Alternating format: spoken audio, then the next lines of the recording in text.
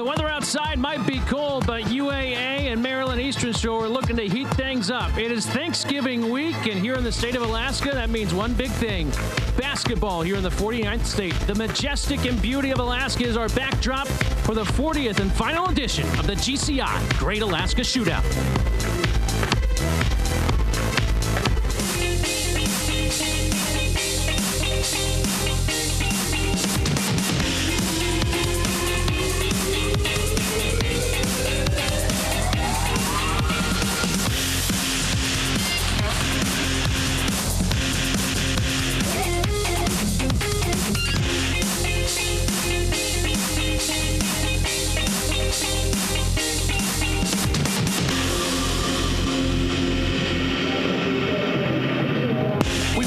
Inside the Alaska Airlines Center as the UAA Lady Seawolves get ready to take on the Lady Hawks of Maryland Eastern Shore here in game number 2 of the 2017 GCI Great Alaska Shootout. That's Jordan Martin. I'm Keaton Homer. Glad to have you along here on GCI Channel 907. Jordan, this is going to be a fun and exciting game and a tough test for UAA. I think it will be, and I think it'll be a little bit more up-tempo than what we saw in this last game, but they've got a challenge ahead of them tonight. Let's take a look at the Maryland Eastern Shore Lady Hawks as a couple of players, Jordan Smith, she's averaging 10 points, 7 points per game, and also Tori Morris.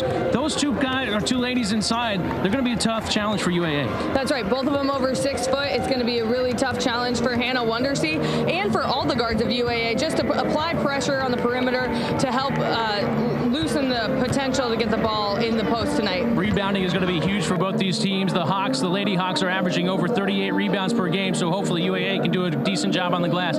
For UAA, Hannah Wondersea, she's off to another terrific start. They're going to have to rely on her a lot.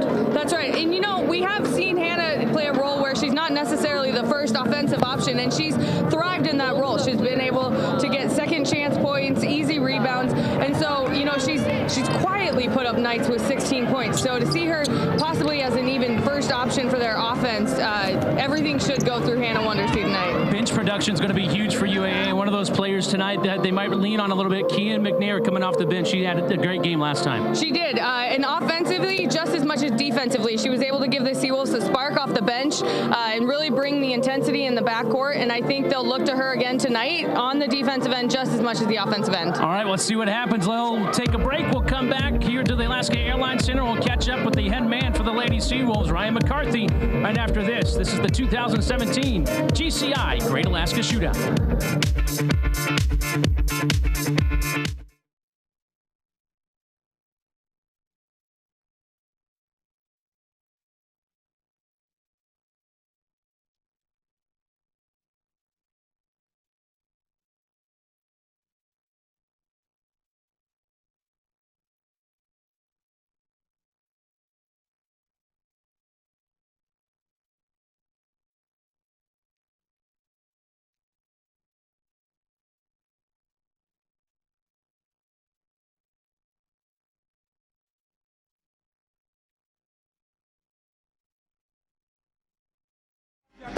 Throw your hands up and let me hear the power.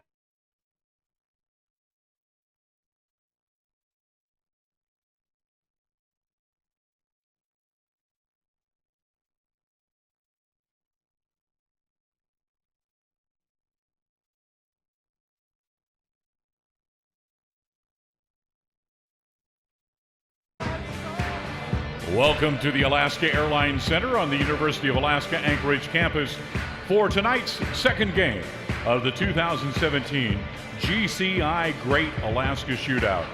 This matchup features the Hawks of Maryland Eastern Shore and your UAA Seawolves. And now let's meet tonight's starting lineups, brought to you by KTVA Channel 11, the voice of Alaska.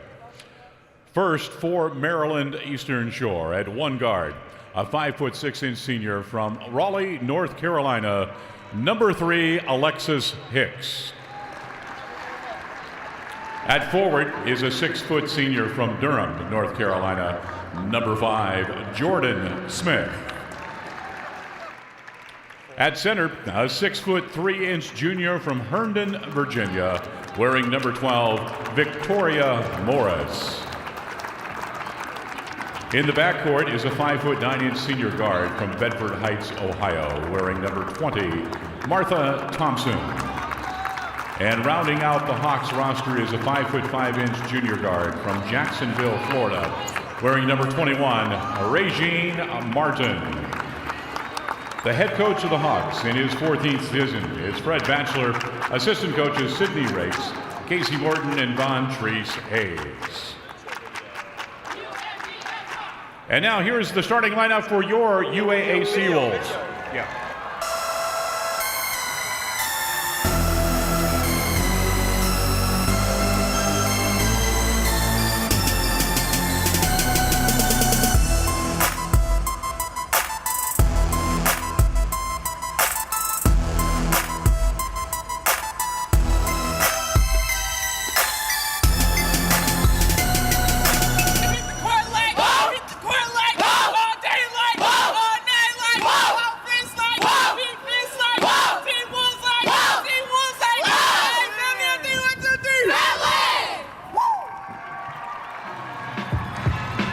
For the Seawolves at one guard, a 5'5" junior from Vallejo, California, number 4, Keon McNair.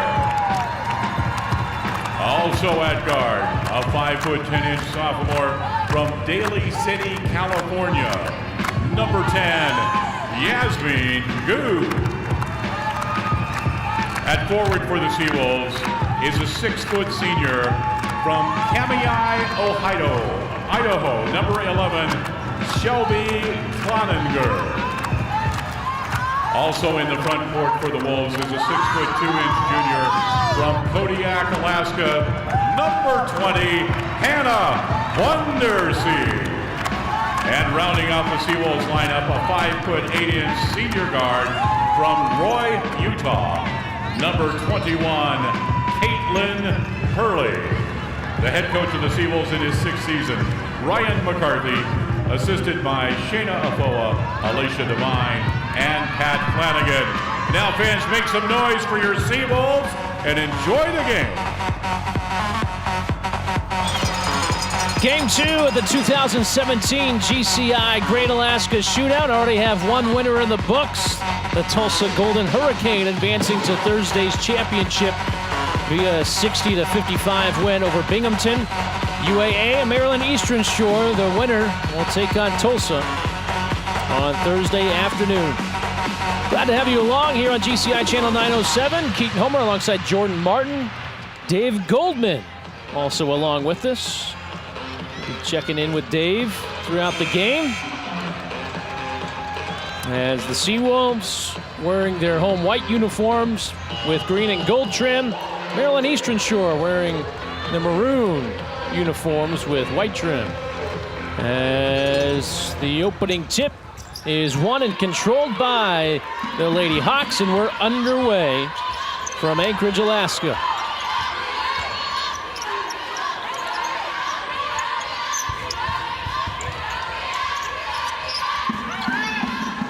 Should be a good matchup in the post. They quickly feed it in down low to Victoria Morris.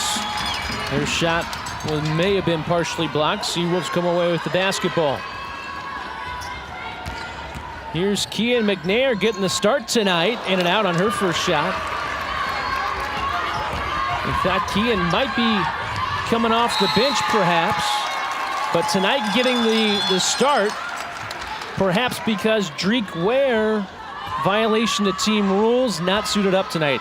Yeah, an unfortunate loss for the Seawolves, but it'll be interesting to see what they can do without her on the court tonight.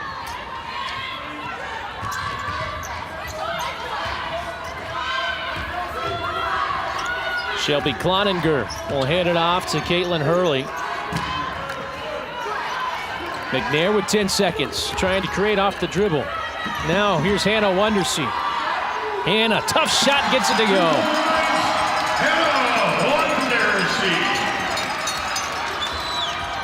Wondersee leading the Seawolves in scoring so far this year. Averaging a little over 17 points per game. Morris put the ball on the deck, stolen away.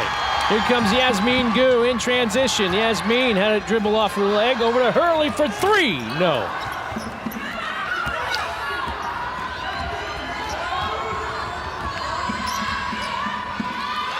Arthur Thompson gives it up to Morris. A block by Wonderseed. And Morris wondering where the foul was at. Gu in transition and a reach-in foul. And Coach Fred Batchelor wondering what in the world. Thought it was a pretty clean play by his defender. Clean block by Wonderseed, though. Yeah, great defensive effort by Hannah Wonderseed. She's going to be key in the post for the UAA defense tonight, going against 2 over 6 foot players. So it's going to be a tough battle all night long for Hannah. So it's the first foul against the Hawks. And they throw it in. Shelby CLONINGER going to launch a 3. Got it! Not normally her game, but she can step outside every once in a while. Yeah, great to see the Seawolves get a hot start from the three-point line. Tara Thompson in tonight, who we didn't see in the last 2 games, so good to have her back as well. Quickly down to Moore. She goes up and she's fouled. And she'll go to the free throw line to shoot 2. See who they call the foul on. And it's going to go, I believe, against Hannah Wonderseed. Seawolves foul, charged to number 20, Hannah Wonderseed. It is. Her first and the first. So Victoria Morris at the free throw line.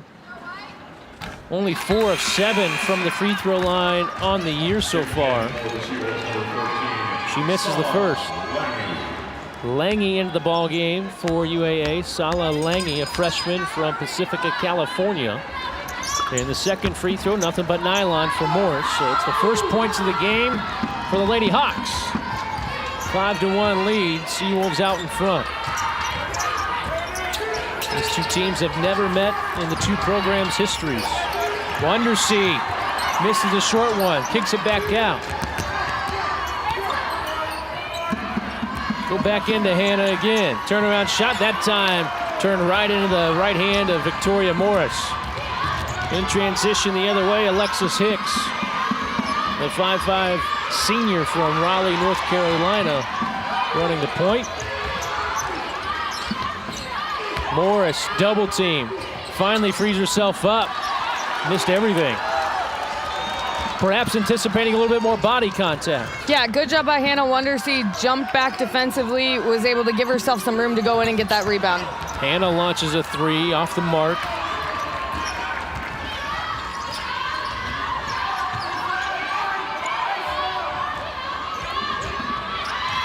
Maryland Eastern Shore comes in with a record of 1-2. They won their first game. They've lost their last 2. At Buffalo and at Syracuse. 10 seconds on the shot clock. Seawolves almost forced a turnover. Hicks with the basketball. She'll launch it from there. Got it. Nothing but nylon for Alexis Hicks. Brings the Lady Hawks back to within 1, and a timeout called by Ryan McCarthy. We'll step aside. We'll come back. 6:25 remaining. UAA has a 1-point lead. We'll be back right after this.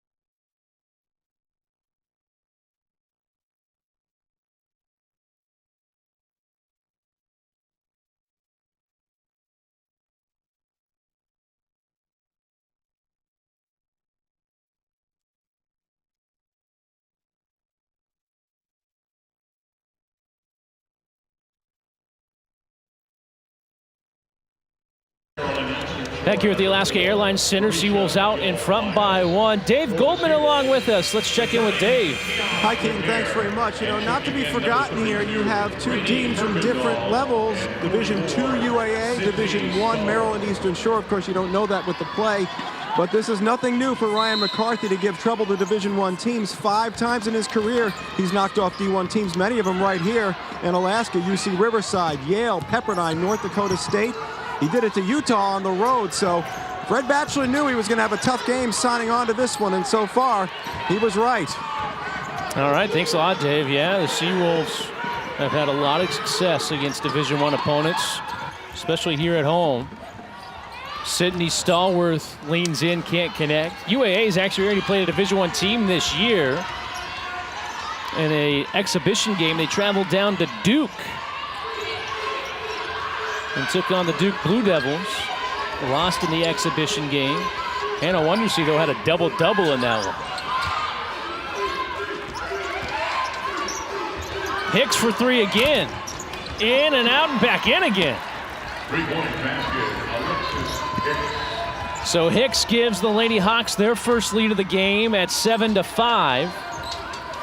Salalangi will put it on the deck and drive. Stripped to the basketball, went up the hands of Kuykendall momentarily. McNair baseline drive out to Stallworth. She'll launch the 3. No. Ball tapped out of bounds. It will be Shore basketball. And good ball movement there by the Seawolves. They just can't get a shot to fall. It seems like really good post pressure put on by the Shore tonight.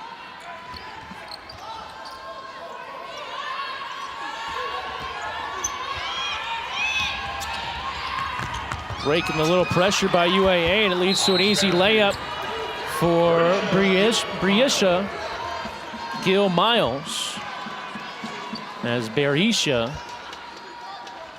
makes the bucket, and a 30-second timeout taken by UAA. So Ryan McCarthy furious with how his team has started. Yeah, that breakdown on the last defensive effort there, getting beat back door with the easy layup, not something he expects to see.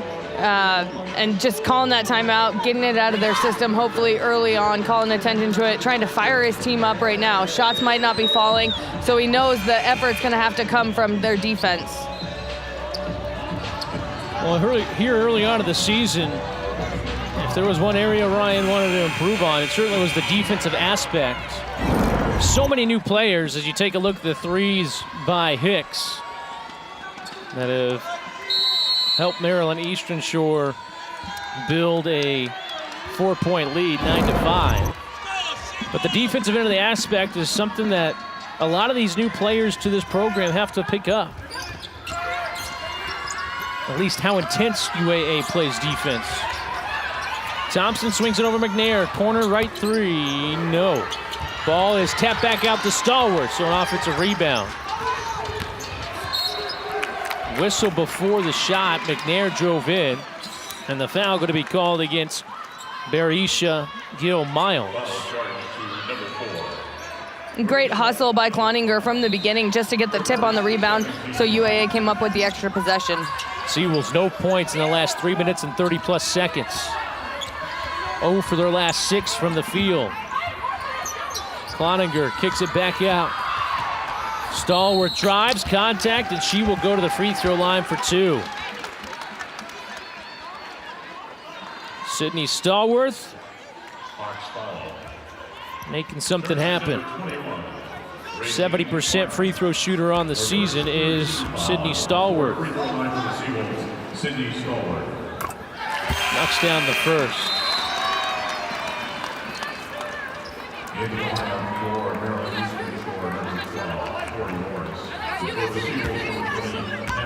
Seawolves looking to capture their 7th shootout championship in their program history. They've won 6 of them over the 38 years that there has been a women's portion of this tournament. And now a whistle and a foul against UAA, against Kean McNair. Seawolves foul, charge to number 4, Keon McNair. That is her first second team foul. Entering the game for the Seawolves, number 10, Yasmin Good. Throw it in the backcourt, and the Lady Hawks will bring it into the front court.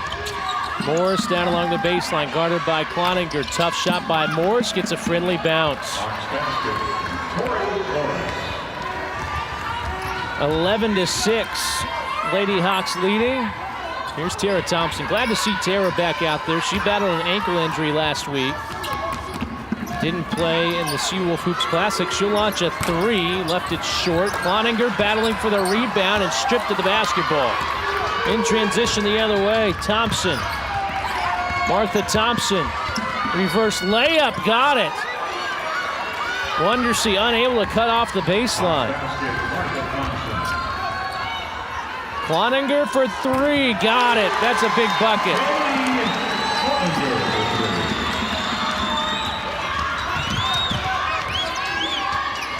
Seawolves really haven't been able to set their defense off of a made shot, really. Here's a foul. But UAA, at least in the first couple of games, they've been really good about, after a made bucket, setting their defense. Yeah, the Hawks are doing a really good job tonight, pushing the tempo, not allowing UAA to get fully set before they get there. They're trying to get something easy. They don't want to face that mayhem defense. Here's a shot that's left a little bit short. Dave Goldman on the sidelines for us. What do you got, Dave? You know, to jump onto that point, that was Ryan's biggest concern this week getting ready for this team. He says they're fast, they're athletic. He said, and we got to make sure that we don't let them set that pace. Obviously, UAA likes the mayhem, but that's usually defensive. On offense, too, they've got to push that pace as well, and so far, they're obviously in a track meet with this Mid-Eastern Athletic Conference team. They are very fast, you miss. Yes, they are. Shelby Cloninger trying to keep UAA in it here in the first quarter. Nailed another three, second three of the first quarter, to get UAA back within one. Number 2, Nicole Pinckney. Her first fourth team foul. Nicole Pinckney, the freshman from Chugiak High School, local product out in Eagle River, Alaska. Picking up the foul. Morris misses the first free throw. Sala Lange back into the game.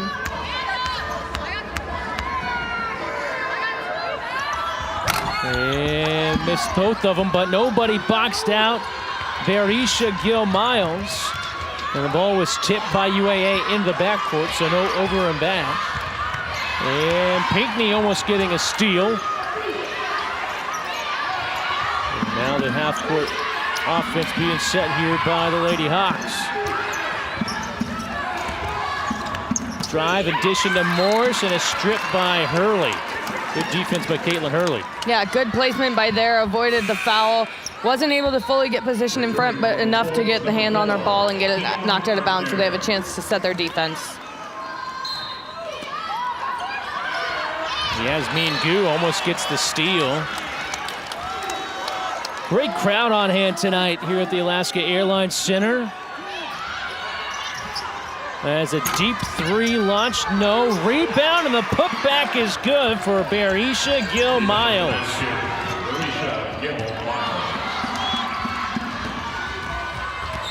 Gu in transition, takes it all the way. A little contact, missed the shot.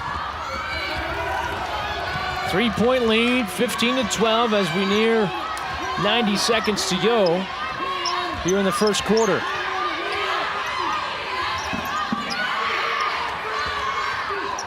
Gill-Miles stripped to the basketball.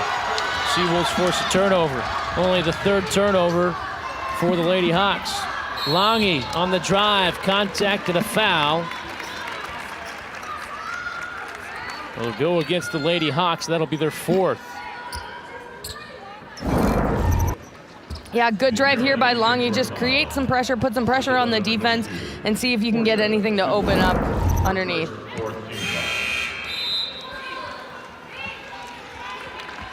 Tara Thompson back in.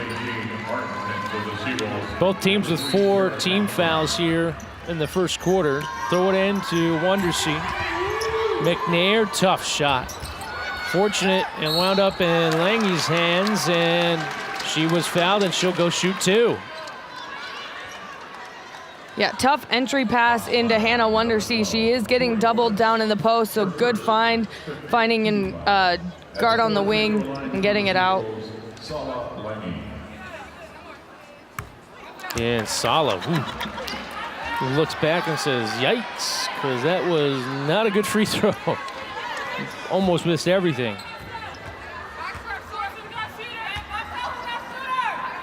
Second free throw much better, up and in. Seawolves back within 2, 15-13. Into the front court, Regine Martin. Swing it over to Amanda Carney momentarily. Ball loose on the floor. McNair with the steal. And a timeout going to be taken by Ryan McCarthy to save the possession. Great hustle by Kian McNair. And those are the kind of defensive possessions that Coach McCarthy wants to reward. So Kian McNair able to get the basketball. Will step aside. Seawolves trailing by 2, 15-13.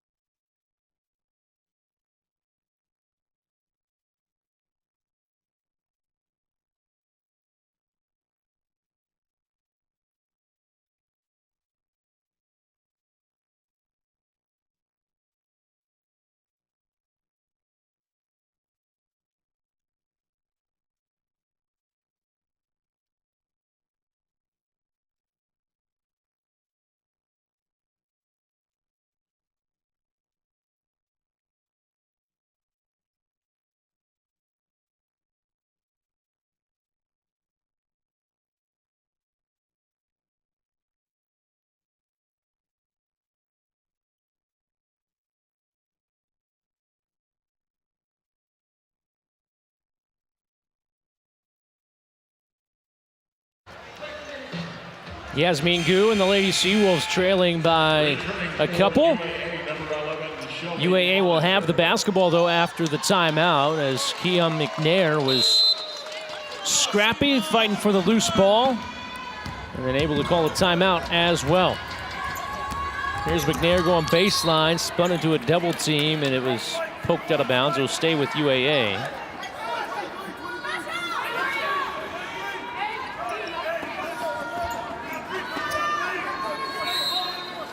Gu to trigger it.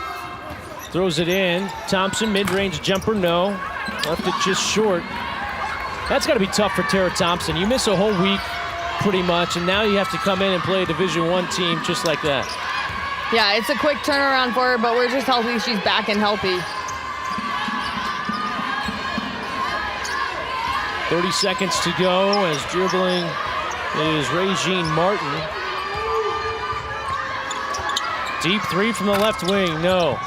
Martin chasing down the rebound, and a foul going to be called against Yasmin Gu.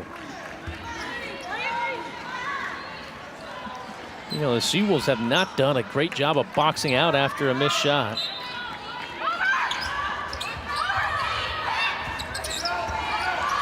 Open three from the right side, got it, knocking it down, Amanda Carney. Makes it a 5-point game. McNair, 5 seconds. Kian McNair gives it up, Wondersea. Gotta get a shot off and not even gonna get one off. No awareness of how much time was left, and Ryan McCarthy even saying, hey, you gotta be aware. That concludes the first quarter play. Seawolves trail by 5, 18-13. We'll be back here on channel 907 and flowhoops.com.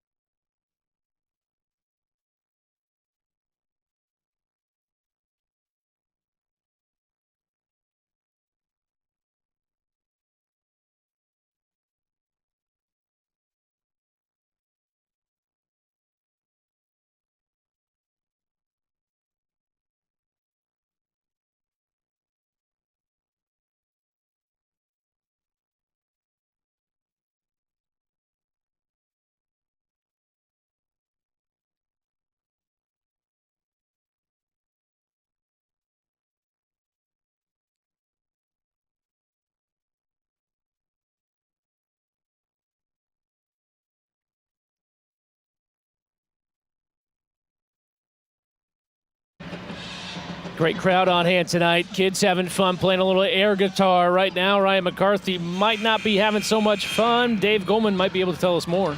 He lit into him. That's one of those let the paint peel on the walls, except they're not in the locker room. They're out here for everyone else to see. And here he said, look, it's very basic and simple. You got to know how much time there is on the clock at the end of the quarter. You got to know what's going on here.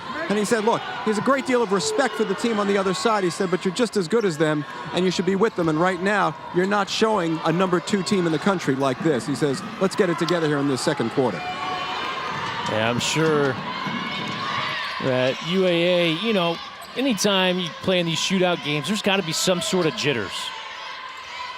Yeah, and I mean, from the past, it seems like historically that first quarter is always somewhat slow for UAA coming out at the shootout. Right. So they just need to get a good start to their second quarter, see if they can get some shots falling here early on or some big defensive possessions. Ooh, Wondersea unlucky on the shot. Looked like she had a good look from it and was going to go down, but it popped out. Carney underneath the hoop. Turnover, McNair gets another one. Kian McNair lost the handle on it. And it will stay with UAA. Seawolves not shooting the ball well at all so far. 22% from the field. The Lady Hawks, 47%. Cloninger, she's hit a couple of these already. Yeah, great shot by Shelby Cloninger. And, you know, playing the 4 position, she makes that big come out and guard her. It opens up lanes for the wings. So lots of good things coming out of that. 12 points for Shelby Cloninger. And reverse layup, no, but the putback, Jordan Smith. 4-point lead for the Lady Hawks, 20-16, just underway here in the second quarter. As Nicole Pinckney over to Wondersea. Here's Wondersea from 16 feet, no good. Maybe barely just grazed the iron.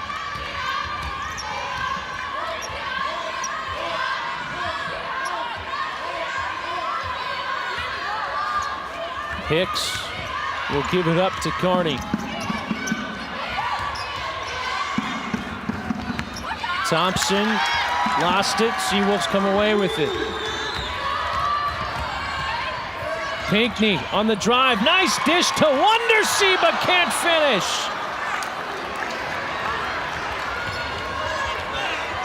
They had it perfectly. A great drive and dish by Pinckney, just unable to get the bucket. Hicks. Baseline drive, Thompson cut off, throws it back out. Morris working against Wondersea. Morris, no. Hurley looking up ahead to Wondersea. Gu on the drive, and a whistle, somewhat of a late whistle. She was tripped up on her drive. Fox foul, whistle on number 33, Amanda Carney, first team foul. Yeah, it looks like she just got her feet tangled up right there. The Seawolves number 44, Sydney Stallworth. Also in number 32, Rainey Kirkendall, and number 14, Sala Lange.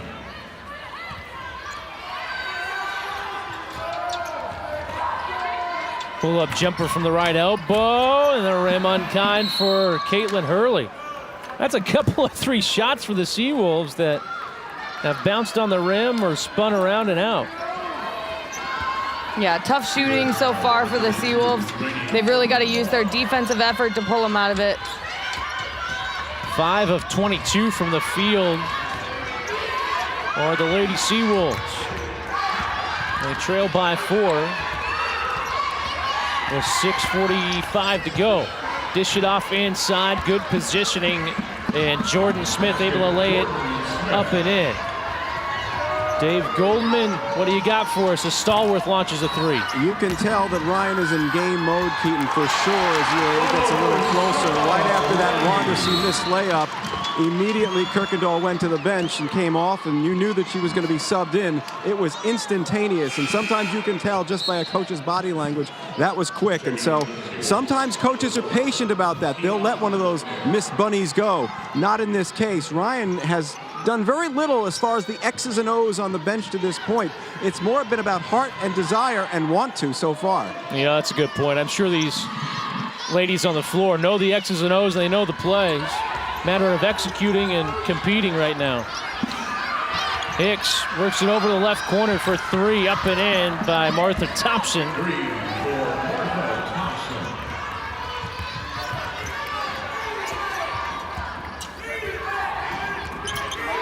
Largest lead of the game for either team. At 7 points, Sala Lange unable to connect from downtown.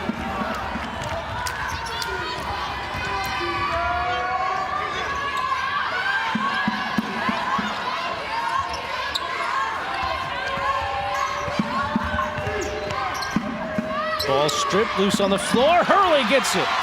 Hurley should have an easy layup, and does.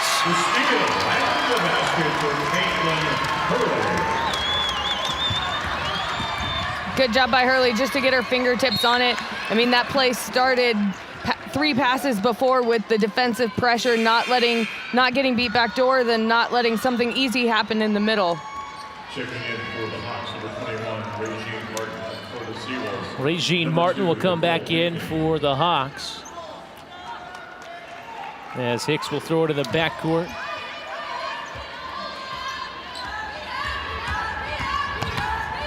And the drive, shot blocked by Kirkendall.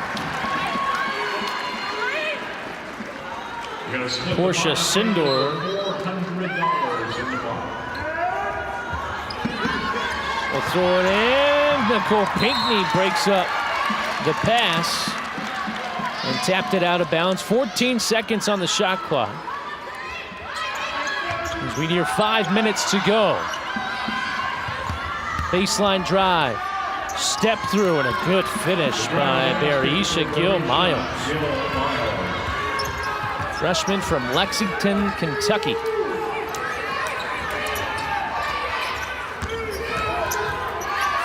Kirkendall, baseline jumper.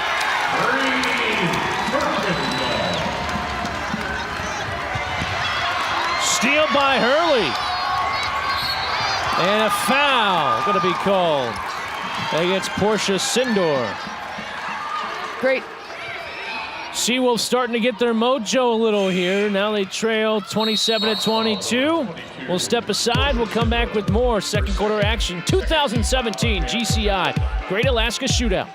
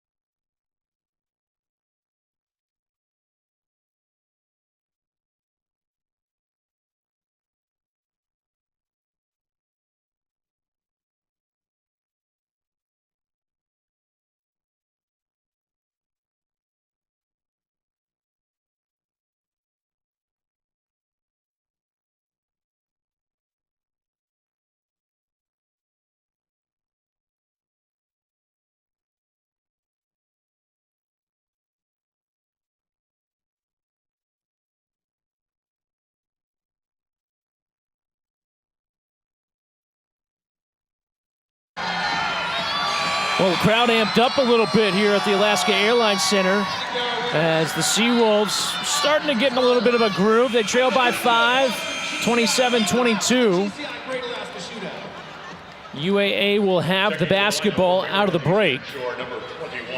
So glad to have you along for the 40th and final edition of the GCI Great Alaska Shootout. Keaton Homer alongside Jordan Martin. Dave Goldman also along with us. As UAA will throw it in, out of the break. Yasmin Gu dribble toward the baseline, and now A whistle and a foul against UAA away from the basketball. Shelby CLONINGER. Following from the play, charge to number 11, Shelby CLONINGER, her second, third team foul. So Shelby CLONINGER picks up her second. Third team foul against the Seawolves. Stolen away, Pinckney in transition. She'll back it out. Pinckney, a jumper, wow. Thought she was gonna back it out and wait for some help.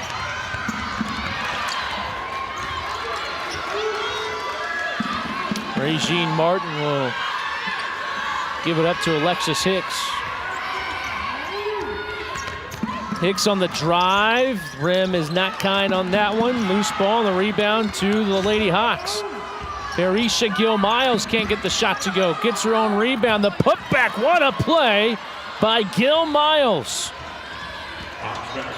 Like you mentioned earlier, the Seawolves are still struggling for the rebound right now. Defensively, haven't been able to shut down the Hawks from getting it. Hurley launches a three, and that one goes. Huge shot. 29-25. Seawolves getting out-rebounded, 23-11 right now. On the season, the Hawks are averaging over 38 rebounds per game.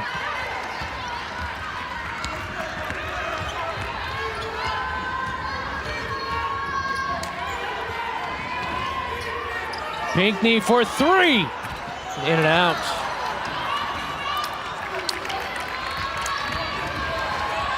Nicole Pinckney now 0 for 2 from the field.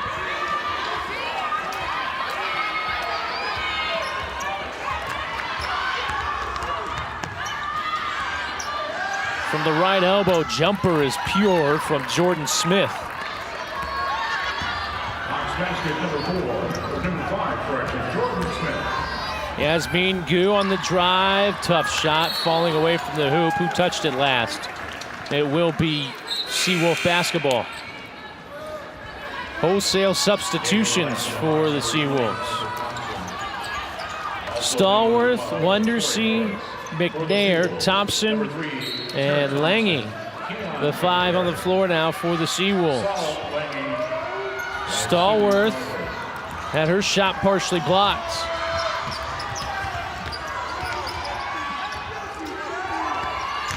Hicks leans in, can't get it. Rebound to Tara Thompson. In the right corner. Nice dish to Wondersea, and she can't finish again. That's 2 times Hannah has had the ball in good position and left the layup short. Credit Sala Lange with a pass. Great job to get the defender off their feet and able to make that quick pass. Unfortunately, couldn't get it to drop. Sala Lange, little head fake, dish again. Wondersea able this time to finish. A little nerve-wracking there for a second. Back to within 4. You take a look at the rebounds. Hawks with 24 rebounds. Seawolves with 12 so far, and now a whistle and a foul against UAA. When it looked like they were going to be running the other direction with it. Good defensive effort. The Seawolves are really struggling in the low post. The Hawks keep driving baseline. UAA needs to find a stop for that so they can eliminate the ball getting into the low post. Alexis Hicks setting the offense here for the Lady Hawks.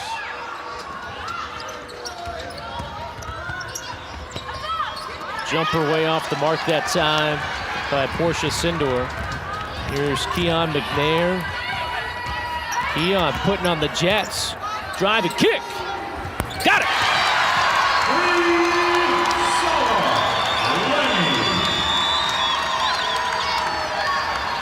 Seawolves back within 1.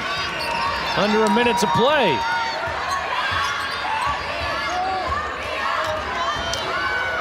Great first half of basketball between these two. Hicks feeds it in down low. Jordan Smith, good move, can't finish. Seawolves have a chance to take the lead with a bucket here. Wondersea, Thompson, fans wanted her to shoot the three, but she gives it up. About a 1 second differential between shot clock and game clock. Sydney Stallworth comes off the screen. Thompson will launch. Rebound McNair, put back, no. 2 seconds, Hicks will fire. It is going to be off the mark, wouldn't count if it went anyway. What a great first half of play between these two teams. 1 point lead going into the locker room for the Lady Hawks. 31-30. Let's toss it over to Dave Goldman, who has Coach Fred Batchelor.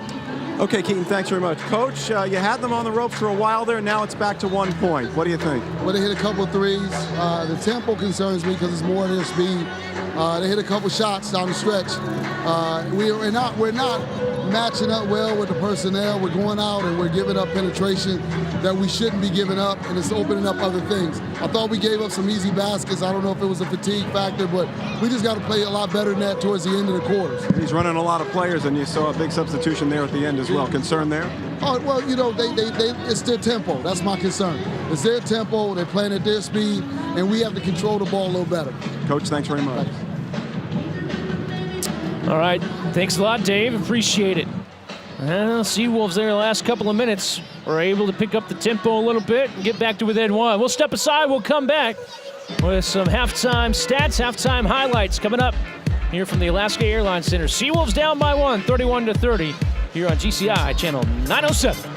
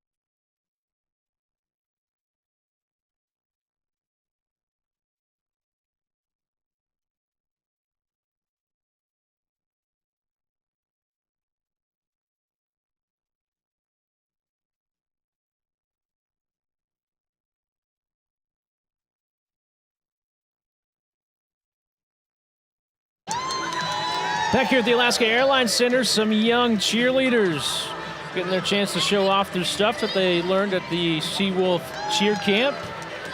So they're enjoying themselves out there, that's for sure.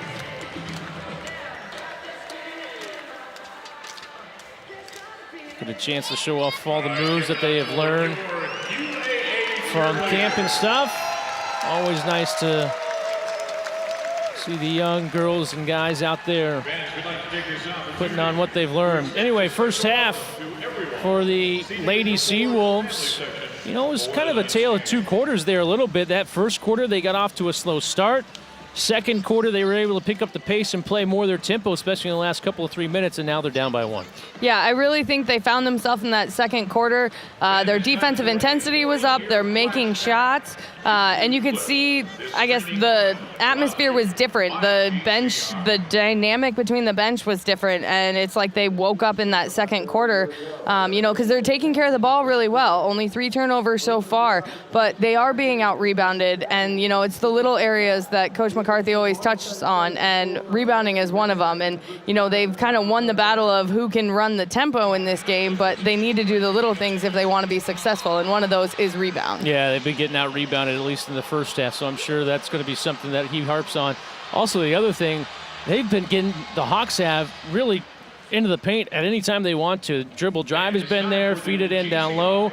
It has been there all night long. I'm sure he's talking about, hey, we got to cut off the baseline drives and also see off the paint a little bit better. Yeah, they're doing a really good job of spreading out the defense. They hit some deep three-pointers, so the guards are rushing out there, which is then allowing penetration to happen, and no one's really stepping up and saying, I'm not going to let them get past me, and they're going as far as they want. So that is going to be a key, is how can they defend that paint? And, you know, that's always kind of been a soft spot of the defense, but tonight it's going to be a big deal, especially we don't want to see Hannah Wondersea pick up any more fouls. We don't want Shelby CLONINGER, you know, involved in there. So it's just going to be key to keep the ball out of the paint as much as possible for that UAA defense. Seawolves offensively, Shelby CLONINGER coming up with some big threes for the Seawolves, and she's kind of led the way, at least offensively. She hit some big buckets for them. She did, and I think it kind of sparked, and Shelby does a really good job of of just bringing momentum to her team, whether it's the tip on the rebound or it's that hard muscle play where she has to dive on the floor. She does a really good job of just bringing the energy, and it's knowing,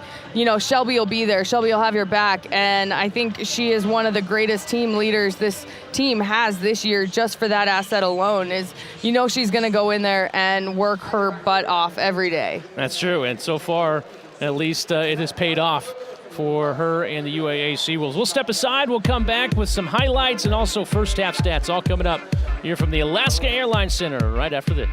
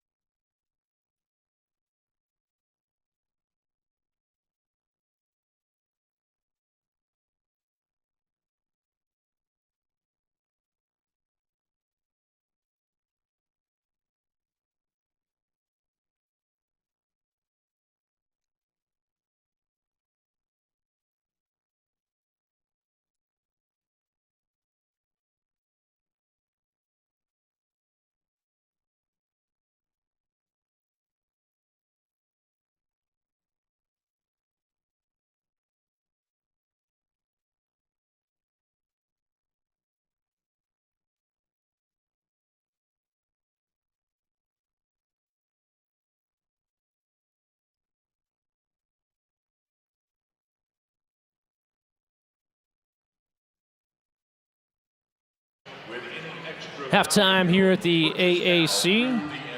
Seawolves leading, Hawks leading by 1, 31-30. I'm sure the Seawolves wish they were leading at the end of the first half. Let's take a look at the highlights from that first half. Let's start with Maryland Eastern Shore. They hit a couple of threes there to get going early on, Jordan. Yeah, they started the first quarter strong, 3 for 5 from the three-point line, 60%. Finishing the half shooting over 57% from the three-point line. So, both these teams are well-versed in scoring from behind the arc. And then also they were able to do it down low as well. As Berisha Gill Miles, talk about the rebounds. Second chance points have been big for the Lady Hawks. Yeah, the Hawks already with 11 second chance points. 26 rebounds, 8 of those offensive. Just doing a great job down low. Shelby CLONINGER able to get the UAA Seawolves back on track, though, with some threes. And then Salalongi as well. Yeah, the Seawolves starting off kind of slow, only shooting 33% in that first quarter from the field. Able to bump it up to 42% in the second quarter. And I think the biggest stat there on your screen, the rebounds. UAA has to get more rebounds here in the second half to really compete in the next 20 minutes of play, that's for sure. Free throw percentages for the Seawolves. They're 2 of 4. Maryland Eastern Shore was 1 of 4 from the free throw line. The other thing you can look at the assist number. Seawolves done a great job moving the ball around and at least trying to find some open shots. They have. They've done a good job of finding each other, whether it be in the perimeter or inside. And we know there've already been a couple that, just were so close but couldn't fall. Otherwise, we'd see that number up a little bit higher. Lady Seawolves back out on the floor, getting warmed up for the second half. If there's one thing Ryan McCarthy told his team in the locker room, Jordan, what do you think it was, the emphasis of that speech? I think it's kind of what we heard earlier. It's about heart at this point, which is the little things. It's about, defense and boxing out, and it's a matter of just, telling yourself and committing to it. And I'm going to play defense and I'm going to hold the line, or I'm going to box out and I'm going to do it every time. And really, it's just a matter of heart at this point to make it happen on the floor. Both teams now back out on the floor. We're just a couple of minutes away from the start of the second half of action. Seawolves trail by 1, 31-30, in the 40th edition of the GCI Great Alaska Shootout.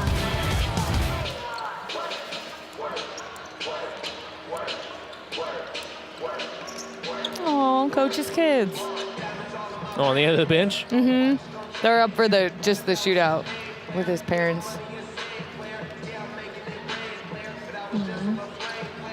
His kids don't live here? They live with his ex-wife. Oh, I didn't know that.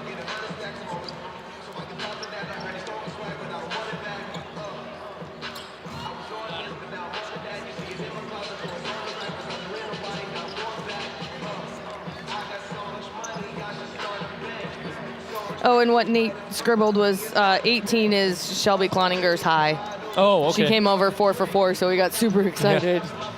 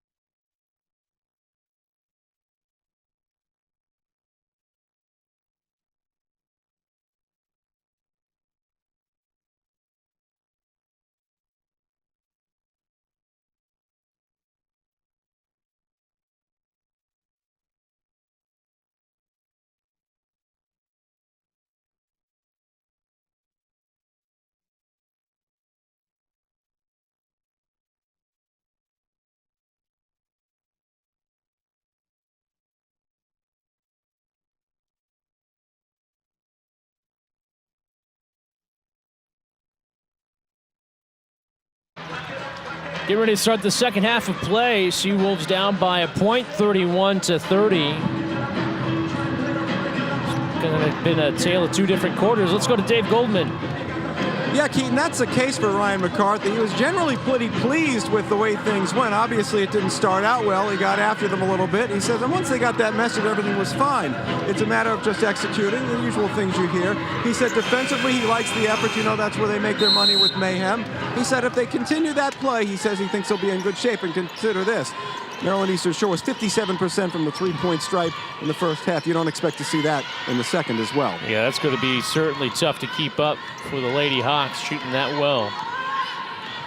That is for sure. They have the basketball to start the third quarter of play, and an offensive foul going to be called against Regine Martin as McNair was defending.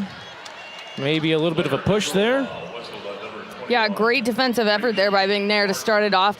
I mean, that's an ideal possession to start this second half of basketball with. So the Seawolves get the ball after the offensive foul. Quickly inside to Wondersea. Hannah Wondersea back out. Hurley for three off the front of the iron. Wondersea with a rebound.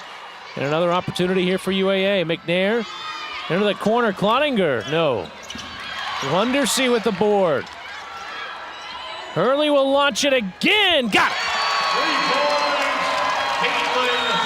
Great court awareness by Hannah Wondersea to continually find the open player on that. She is being doubled underneath. She's not going to have very many open looks at the basket, but was successful in finding an open teammate. Seawolves recapture a 2-point lead. 33-31, just underway here in the third quarter. As Hicks behind the back pass, fancy pass, but unable to finish on the other end. Unable to connect in the three was Thompson, who's been a little bit ill from what we have heard. Had to go to the bench a couple of times.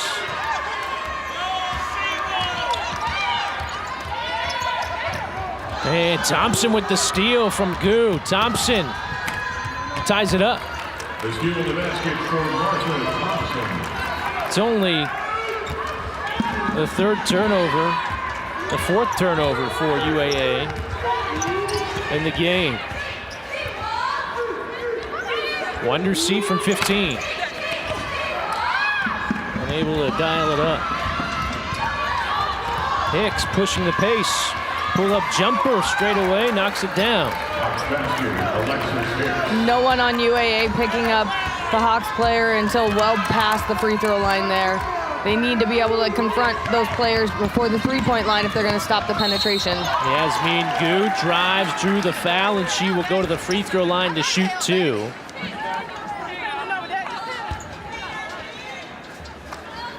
Short foul was on the number 12, Tori Morris. That's her second. Tori Morris with the foul. Yasmin Gu at the free throw line as Yasmin misses the first. Let's go to Dave Goldman.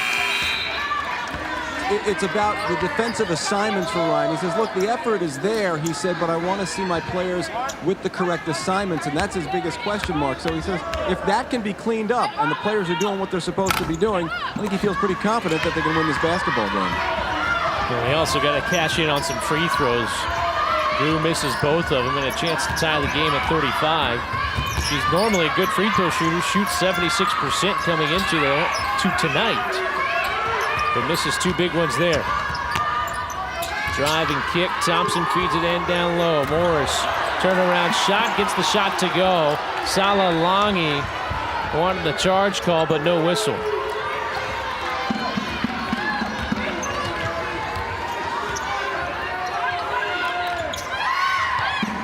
Pinkney for three. Got it.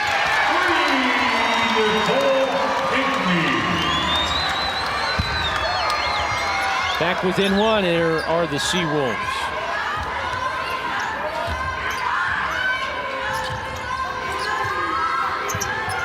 Jordan Smith will give it up to Hicks. Back into Morris, working against Kirkendall. Morris underneath the hoop, had nowhere to go. And UAA will come away with the basketball. Yasmin Gu, 16 feet straight away, no. Hicks from 15, no. Back and forth we go after trading missed shots. Look at the fancy move, count it, and one, Salalenge. Count the basket, charge the foul to number 5. Well, that move absolutely froze the defender. Great move there by Lange. Really strong right hand, good hesitation to get the defense to shuffle their feet and then finish strong with the right hand. Look at this. Whoop. See ya. And gets the foul to boot as well. Try to make it a 2-point lead, and she does. She will check out, and Shelby CLONINGER will come in. Shelby CLONINGER and number 44, Sydney Stallworth. Seawolves lead by a pair, 39-37. 6-0 run over the last minute or so, and now a whistle and a foul going to be called against Nicole Pinckney, and she will pick up her second team foul here in the third quarter. Her second is the first team foul.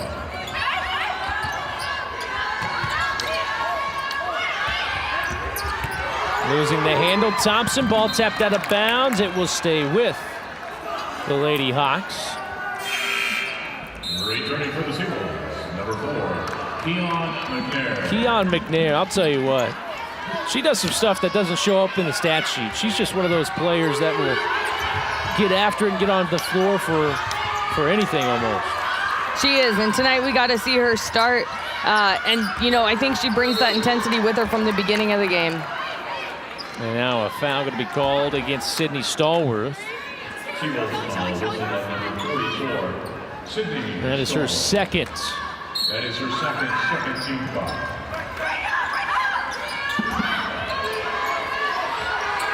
Hicks.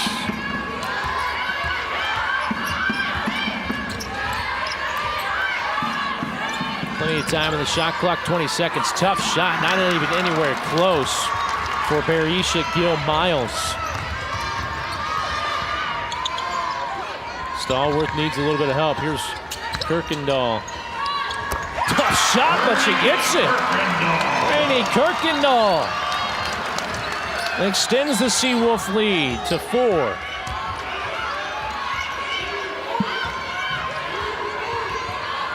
Maryland Eastern Shore needs a bucket to stop the 8-0 run. They've had no points in the last 2+ minutes.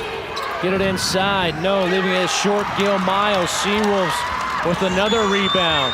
Pushing it in the front court. Here's CLONINGER. Nice finish. Timeout. Hawks. We'll step aside. Seawolves putting in some work here in the third quarter. They lead 43-37.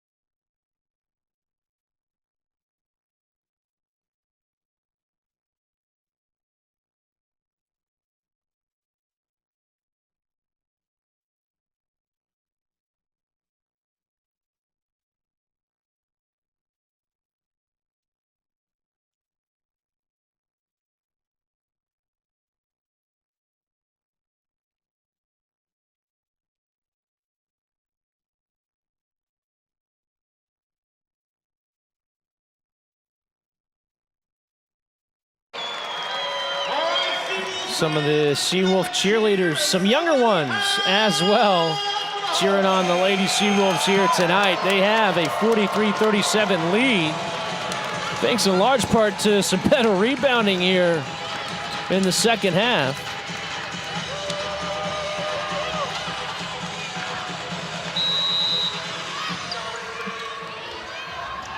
Take a look at those rebounding numbers, 29-25. Remember at halftime, Seawolves were getting out rebounded by, I think, a margin of about almost 11.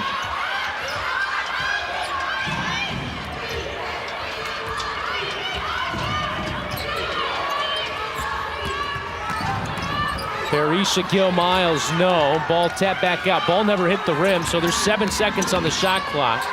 Thompson at the right elbow. Lost it, but fortunate enough, it wound up in the hands of Gill-Miles for the bucket.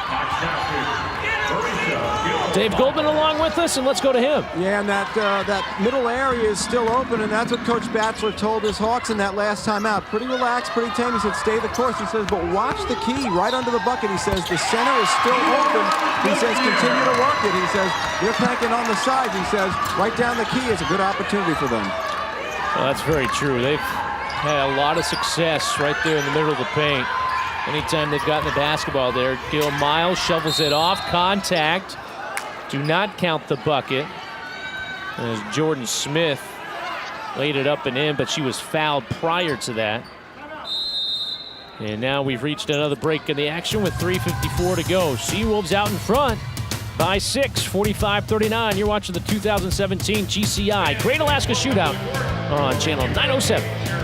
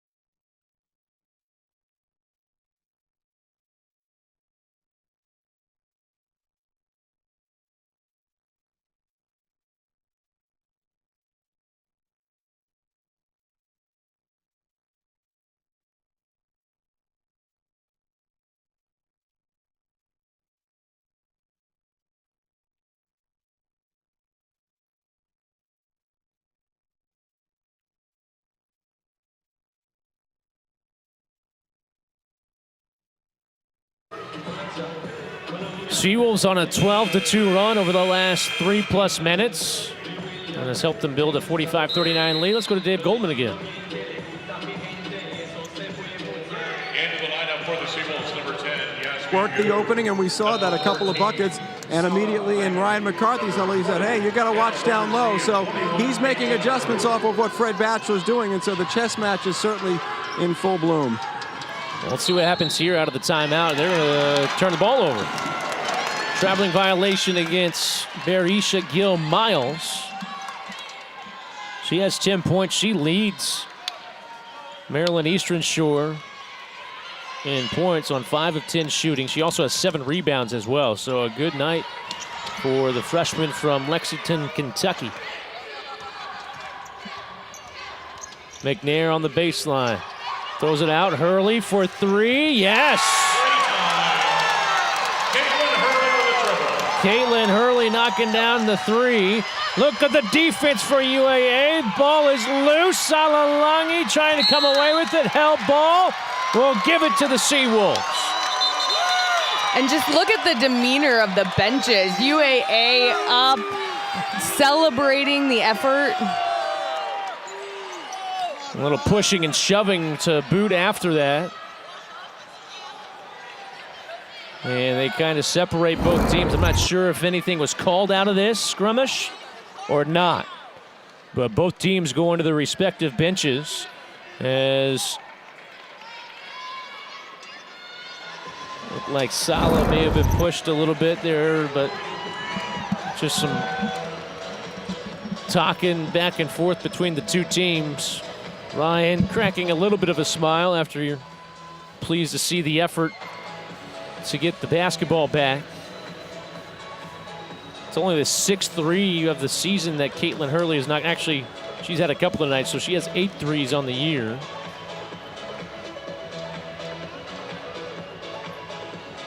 And now they're going over to the scorers table.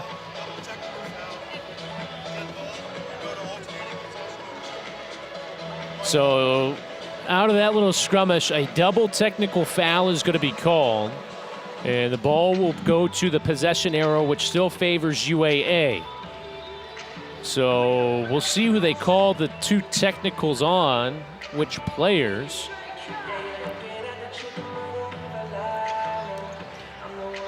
So the fouls are going to offset here. And now they're probably going to try to sort out who is who. So they're over there taking a peek at the monitor. Big series of events here. UAA's out in front by 9 now and potentially getting the basketball back. Yeah, and they've definitely come out with some energy in this second half. I mean, they're shooting the ball well still, but I mean, just from what we saw right in front of us, they're diving on the floor. They've closed that rebound margin. They've done a really good job of the little things, which we mentioned that they needed to do at halftime. 30-25 on the rebound. Seawolves shooting better, up the field goal percentage to 38%. But in this half, they're shooting 63% from the field, while it's 40% in this half for Maryland Eastern Shore.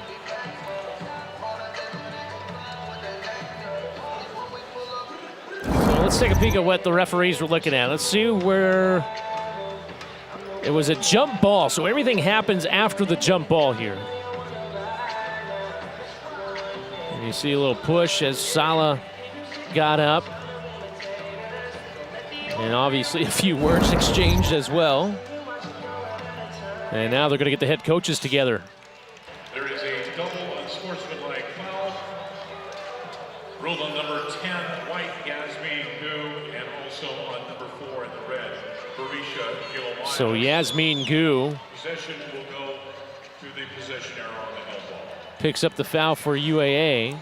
They'll hang on to the basketball, though, because of the possession arrow. Gil Miles picks up the other portion of that foul. So each team here in the third quarter has 4 team fouls now.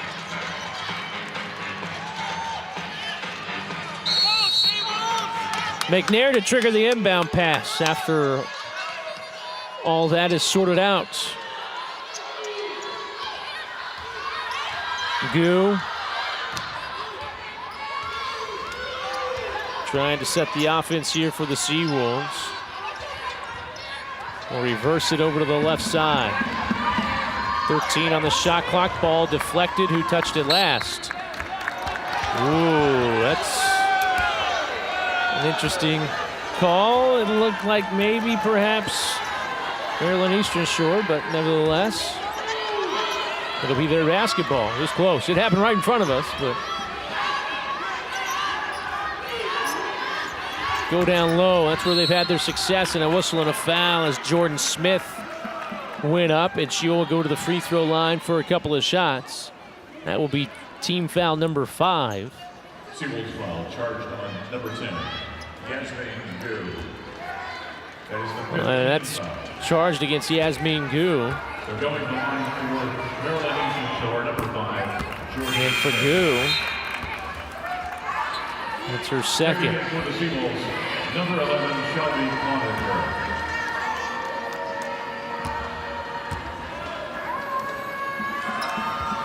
Second free throw is good.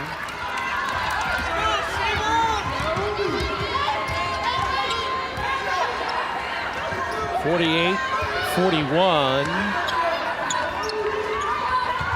Scoreboard in the house has it at 48-40 though. Stats here on the computer says 48-41, so is our graphic on the television screen. Now they correct it. The scoreboard here. Now it's a foul against Maryland Eastern Shore. That's foul number 5, so team's going to be shooting free throws from here on out, and that's pretty big. Yeah, it could just add up for the Seawolves after this. As Caitlin Hurley knocks down the first. Hurley, a senior from Roy, Utah.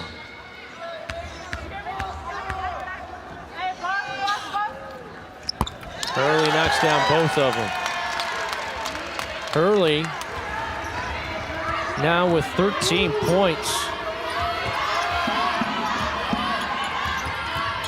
Career high is 22 points. Seawolves get the rebound after the missed shot. They lead 50-41. McNair, Wondersea, and it goes in. She's had a couple of those tonight where they haven't. Yeah, thankfully she got the roll on that one, and nice pass by Keon McNair. Great screen beforehand by Cloninger just to make it all happen. 52-41, largest lead of the game for either team, 11 points. Nice move by Barisha. Gil Miles, a little up and under, a good finish. And we expect to see the Shore still try and go inside, just like their coach said. It's still available for them, but UAA's pressure is doing a good job of keeping them out of there. Kick ball. We'll reset here on the sideline for UAA. For Maryland Eastern Shore, number 12, Tori Morris. And for the Tori Morris will come back in. Rainey Kirkendall.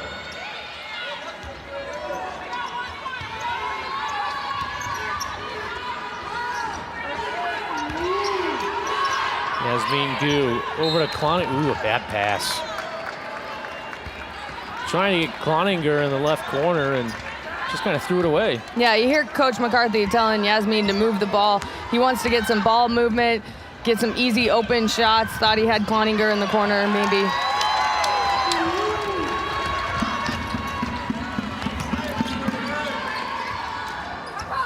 Turnover, 13th turnover for Maryland Eastern Shore here tonight. Tried a little entry pass into Kirkendall, did Cloninger, and a bad pass, and it's picked off. Alexis Hicks guarded tightly by McNair. Under a minute to go here in the third quarter. It's been a great one for the Seawolves. As the shot blocked by Kirkendall as Gil Miles went up. Rainey Kirkendall coming up with some big defensive plays here tonight. Checking in for the Seawolves, number 44, Sydney Stallworth. Stallworth will come in. 9 seconds remaining on the shot clock. And on the inbound, the tie-up will give it back to the Shore. Held ball, possession arrow to the Hawks. But now they only have 6 seconds on the shot clock to work with.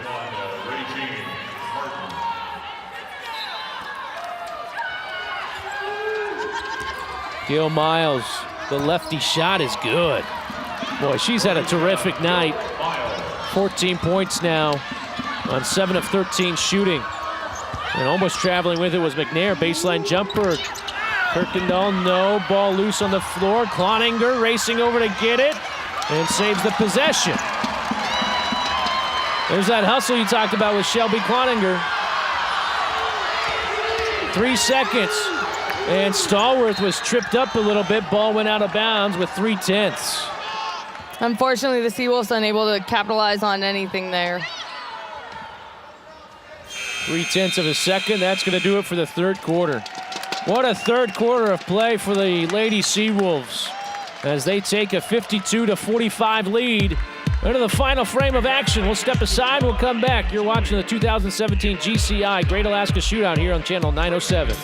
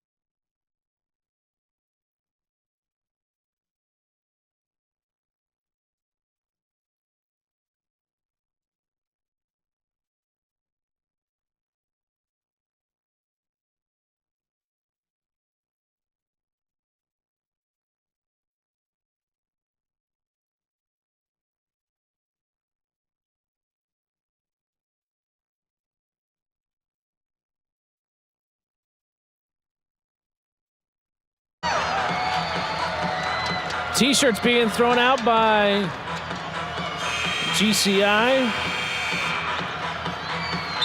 Some of the younger fans throwing him out. Let's go to Dave Goldman. You know, Keaton, sometimes coaches can get into the X's and O's, and Ryan had a few of those with his team, but the basic message was a simple one.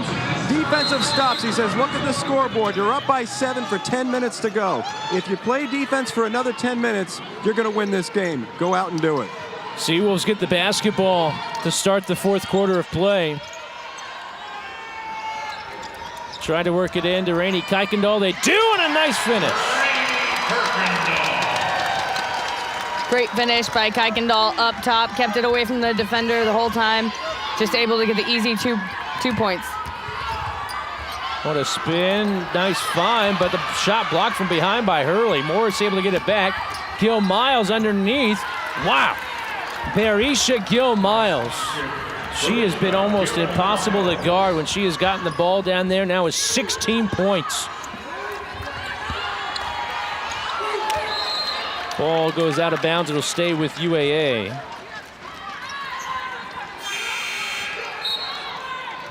Returning for the Hawks, number 5, Jordan Smith.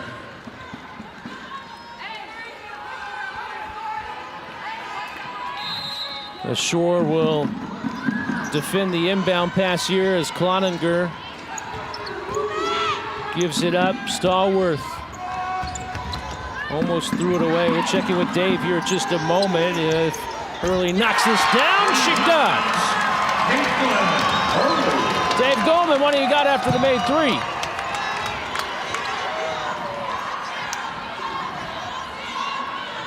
Well, you know, Keaton, Barisha Gil Miles is the one who's really been keeping them in this ball game. There she is again. They're feeding her every single time. And she's one of those players that just has the fire. You can see it. She's obviously carrying the load, but she's also that spiritual leader. And you can tell because in her bio, in the Eastern Shores media guide, it says, what do you want to do? Each player has a goal listed, and hers is very simple. She says, I want to be Rookie of the Year. And she's certainly playing like it tonight. Well, she certainly is. Only came in averaging 6.3 points per game over the course of the 3 games that the Shore have played so far this season. And tonight, what a performance. 16 points, chance to add to it, and she does not here. She also has 7 rebounds as well, and she's done it in 19 minutes. And those rebounds have been so influential tonight. We know it's going to be a battle of the boards. So I'm sure her team is glad that she pulled down 7 already. Second free throw is no good. Cloninger with the rebound. 10-point lead for the Lady Seawolves.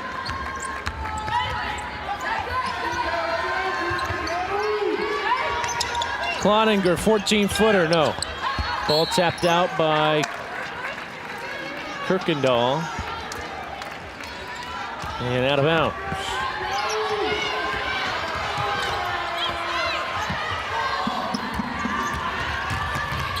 She's taken to the hoop every time, and a blocking foul will send Gil Miles back to the free throw line.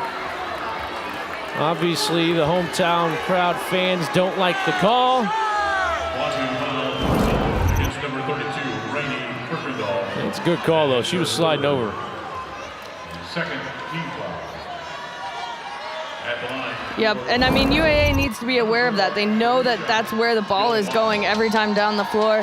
So whether someone needs to step up a little bit outside the restricted area or whether someone needs to deny her the ball, look to see a change here in the Seawolf defense.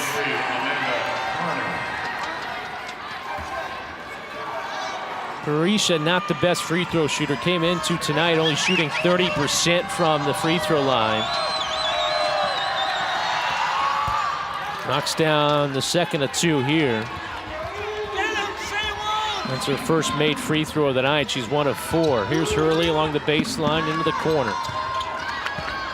Good positioning by Cloninger. She goes up and she's fouled.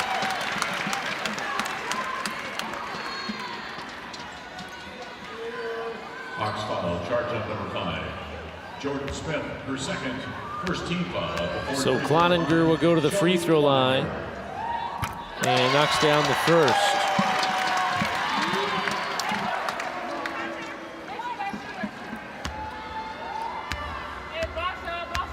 Cloninger, a senior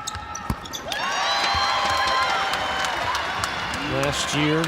Averaged 8.3 points per game for the Lady Seawolves.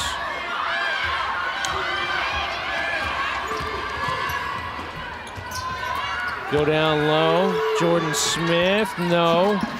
Ball tapped out to Caitlin Hurley. Under 8 minutes to play here in the fourth quarter. An 11-point lead matches the largest lead for the Seawolves. Stallworth lost the handle. Turnover number 9 for UAA. 6th turnover here in the second half. 3 from the corner is off the mark. Hurley had the rebound, stripped away by Gil Miles. Open 3, in and out. The rebound and the putback by Thompson is no good. Lady Hawks had 3 looks at it, unable to come up with anything.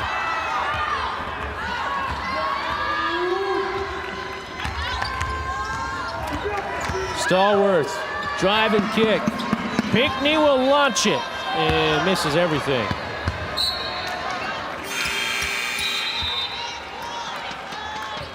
Substitutions being made by Ryan McCarthy. Some good minutes put in by the ladies that just left the floor. And every single one of them almost goes to the Gatorade immediately.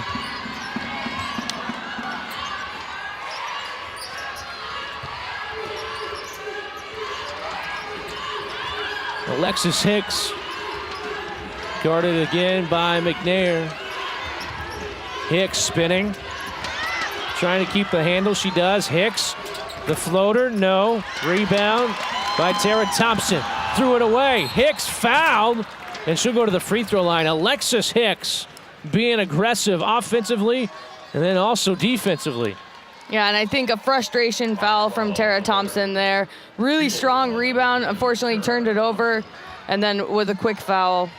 At the line for the Hawks, number 3, Alexis Hicks. Hicks knocks down the free throw. The Hawks have had no points over the last 2 minutes until that one. They are 0 for 5 from the field in the last 5 field goal attempts. Seawolves haven't scored a point in almost nearly 3 minutes either.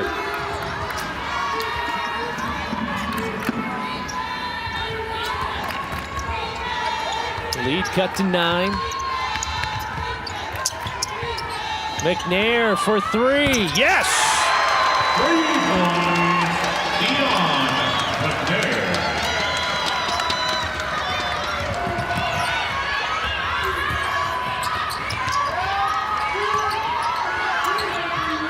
Smith squares up and knocks it down. Nice shot by Jordan Smith and a timeout taken.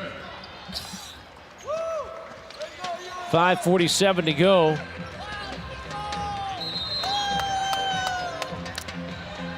All right, fans, it is time for the 30-second timeout. We'll keep it right here.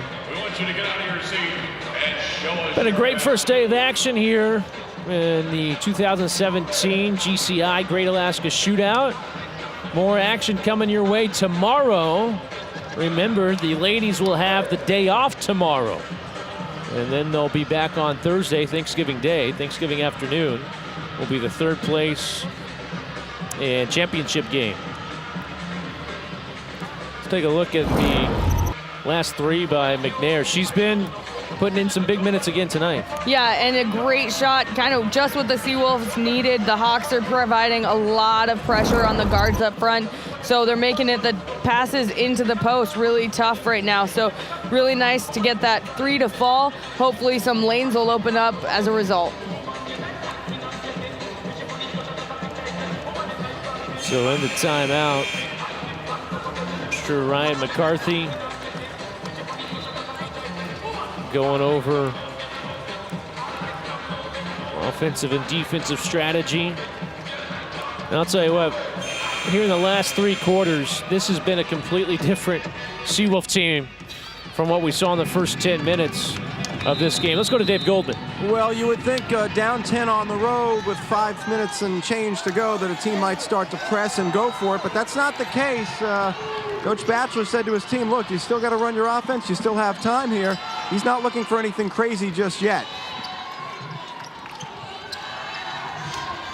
McNair had the basketball taken away. So we'll see how patient the Lady Hawks here are on this possession. They've had great success getting it into the low post. Hicks in some trouble, needs some help. Finally hands it off and gets it right back. Tough shot, wild shot, and they're gonna call a foul on Sala Lange as Dominique Walker went up to try to rebound. Lange just kind of took the legs out from under a little. Single foul, also on number 14, Sala Lange. Into the lineup for Shore. So Lange picking up the foul. That will be her second. 4th team foul against UAA, so one more will send the Shore to the free throw line the rest of the game. Loose ball, Seawolves come away with it. They have numbers. Lange to Thompson. She'll launch the three, in and out. Ball tapped in the corner. Thompson threw it off one of the Shore players, and that was Dominique Walker that had to go right off the leg and out of bounds. Great hustle there by Tara Thompson, by Hannah Wonderseed, and by all the rest of the Seawolves on the court. Break in the action, we'll step aside. 10-point lead for the Lady Seawolves, 62-52. We'll be back to the Alaska Airlines Center right after this.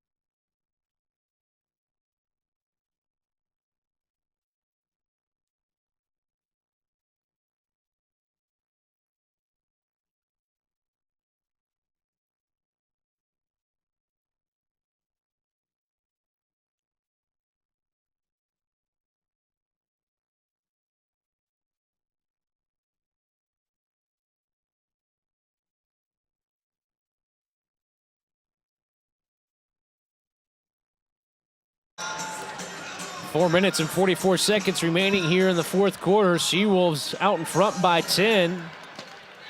Looking to keep their record unblemished. 5-0 coming in. The Hawks were 1-2 coming into tonight.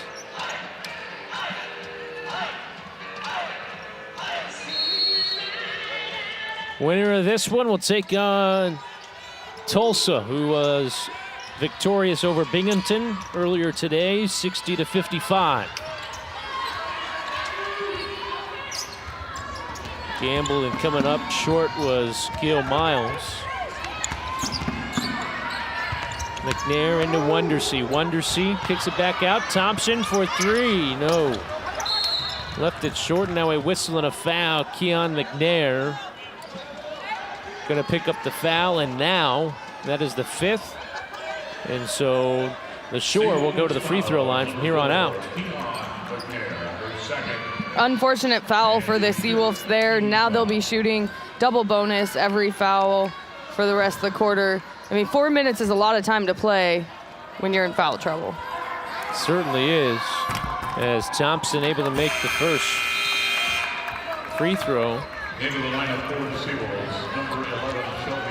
It's the first free throw attempt of the season for Thompson. And she's 2 for 2 in the game and 2 for 2 on the year now after those two. Number 21, Regine Martin.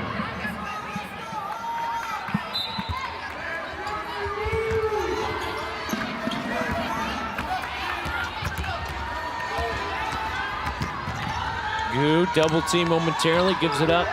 McNair all the way to the bucket. No, can't spin it in. Loose ball. tapped out of bounds. Last touch by Kuykendall.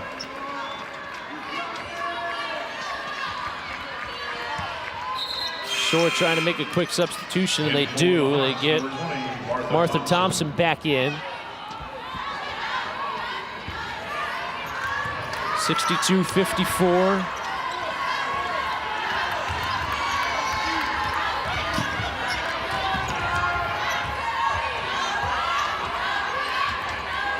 Alexis Hicks has her pass stolen away by Yasmin Gu. Great anticipation by Gu. Cloninger, she's hit a couple of these, got another.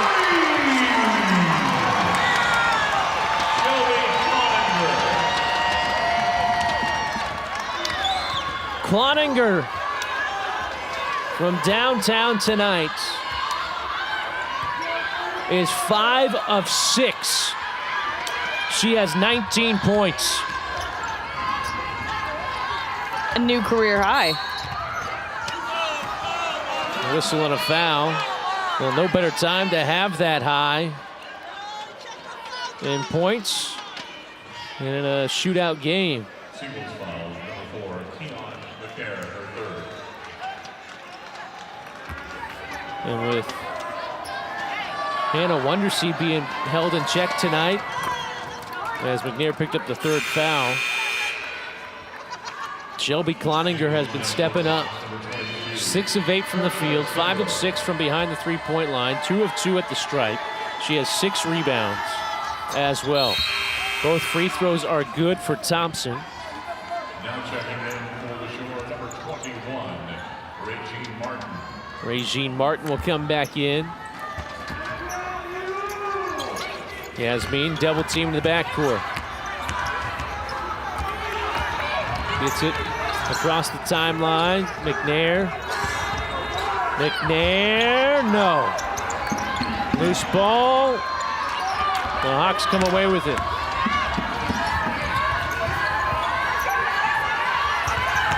Barisha Gill-Miles leading the Hawks in scoring, 17 points and a 3 from the left side that gets pinned between the backboard and iron. Not every day that happens.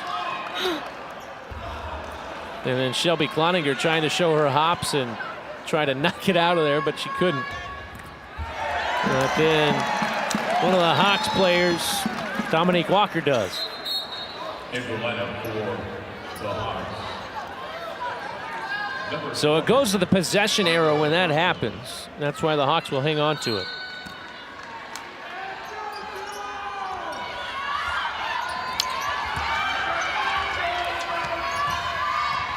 Smith squares up, can't connect. And a held ball, possession arrow will give it back to the Seawolves, but Ryan McCarthy thought it was a pretty quick whistle. Looked like Shelby Cloninger had a pretty good grasp of that basketball. And now a foul in the backcourt. That's never a good foul.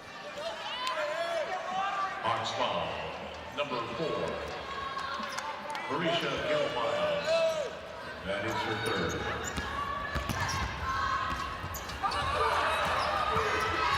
Hurley up ahead to Cloninger. Cloninger, Kuykendall, no.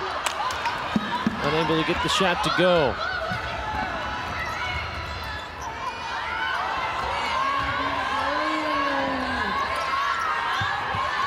Hurley wanted the steal. Great hands by McNair. Keon McNair, no. And a foul going to be called against Portia Sindor. Hawks foul, number 22, Portia Sindor. Great follow by Gu there on the rebound. She went up for it. Looks like she got her legs taken out from under her when she went up in the air. But great hustle. Coach McCarthy was calling at his team to follow the shot, and they did, and it was a good thing that they listened. 9-point lead with 2 minutes and 3 seconds to go. Now a whistle and a foul going to be called prior to the pass coming in for play. Hawks foul, number 4. And that's the 4th team foul. And Barisha Gill-Miles picks up her 4th. So Sindor and Gil Miles now with 4 fouls apiece. 2 minutes to go. Yasmin will dribble it out, kill some time here. Under 2 minutes to play.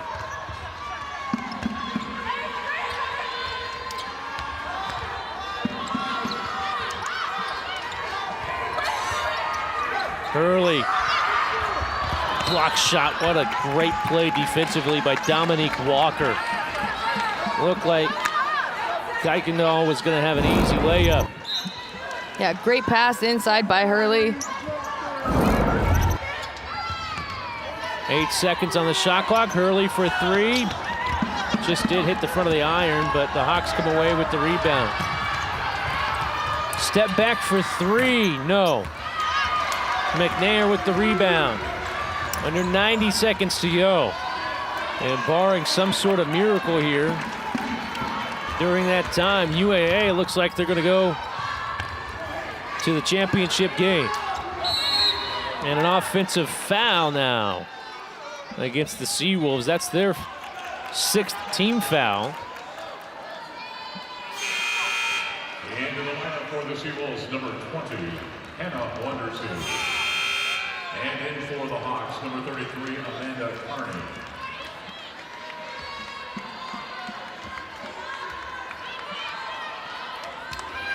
As Hicks will give it up.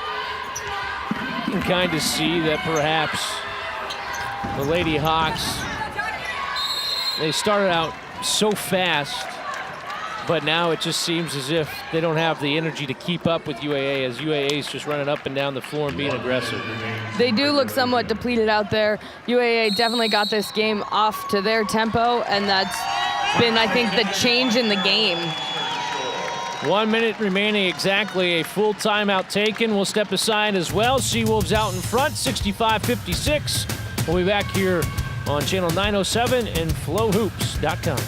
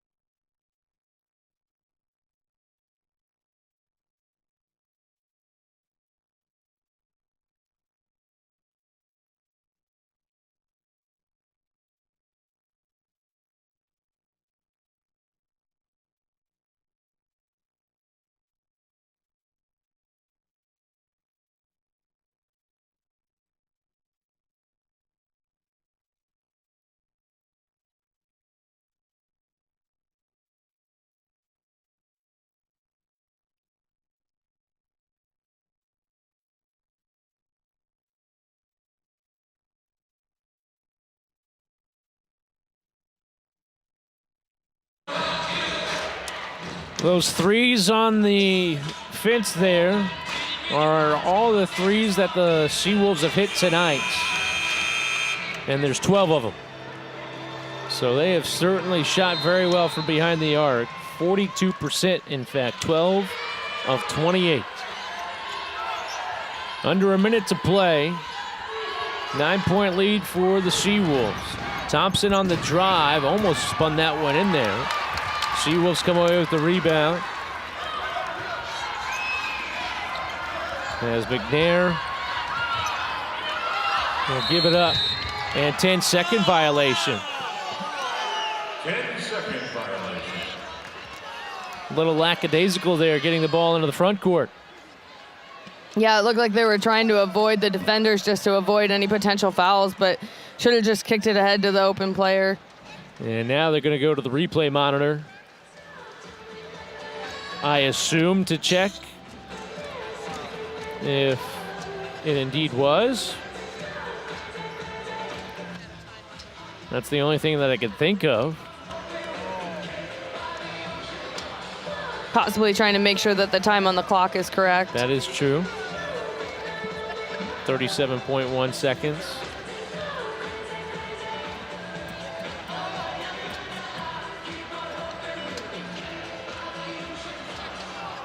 So the time on the clock is correct.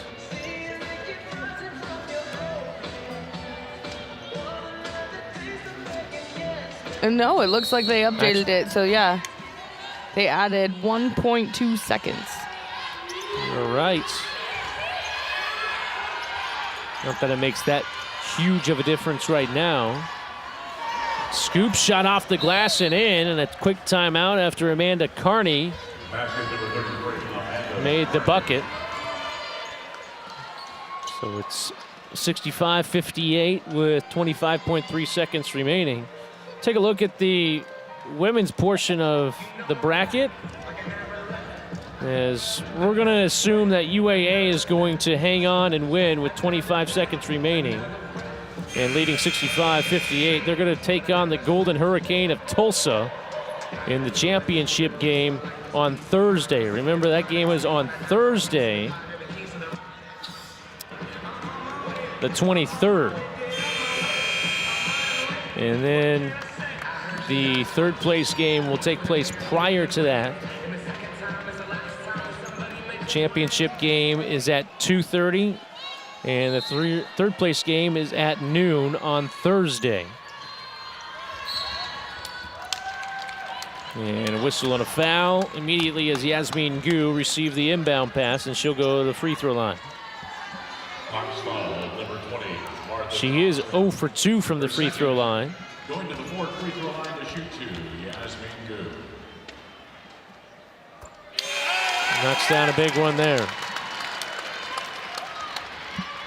Back in for the Hawks, number 4, Felicia. Well, as I mentioned, the men's portion of the tournament starts tomorrow. It's a busy slate of games tomorrow as well, as that free throw in and out. And the ball knocked loose from behind, but Yasmin Gu with the foul. Seawolves foul, number 10, Yasmin Gu. So 4 games tomorrow on the men's side of the bracket. Starting at noon, number 23. Cal Poly would take on College of Charleston. Central Michigan, Sam Houston State at 2:30 as the free throw is good. Idaho and Santa Clara, and then the UAA men will take on Cal State Bakersfield. That game is at 8 o'clock. Back of the iron on the second free throw, McNair with the rebound and a held ball. The possession arrow will give it to UAA.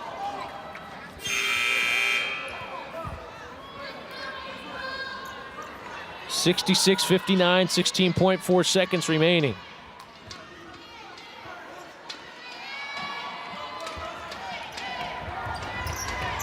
Cloninger having a little bit of trouble getting the pass in. Finally, she does, and now apparently a timeout taken by the Seawolves. Not exactly sure when that timeout was taken. Ball was kind of loose there for a second. Yeah, it looks like it maybe right as soon as Cloninger made the pass to Hurley, he was able to get the timeout call. Luckily, hopefully, save the possession for the Seawolves. UAA has gone cold from the field. No field goals, no points. The last 3 minutes and 26 seconds from the field. 0 for their last 5. The shooting percentage that Dave Goldman talked about for the Lady Hawks, that's certainly cooled off a little bit, 33%. They were hovering right around 57%.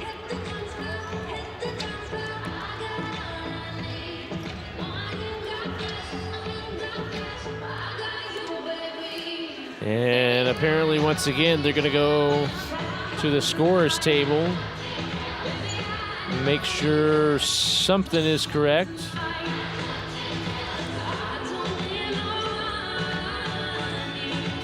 Looking at the possession arrow, I don't think the arrow actually is, because the last time the possession arrow went to UAA on that quick whistle, and it should have switched after that, I think.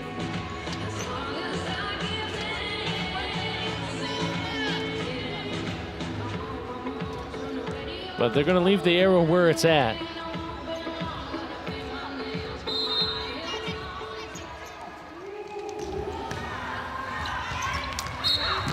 Yasmin Gu fouled quickly by Thompson. On foul, number 20, Martha Thompson. That's her third. 66-59, 7-point lead for the Seawolves. As Yasmin will try to put this one on ice.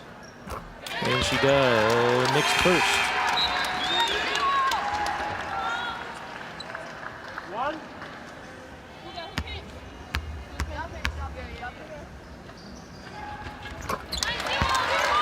Both free throws are good for Yasmin.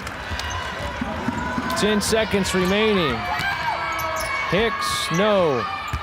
Ball batted around a couple of times. Seawolves come away with another foul. And it's pretty much all but over now. As the Lady Seawolves will make another shootout championship game appearance.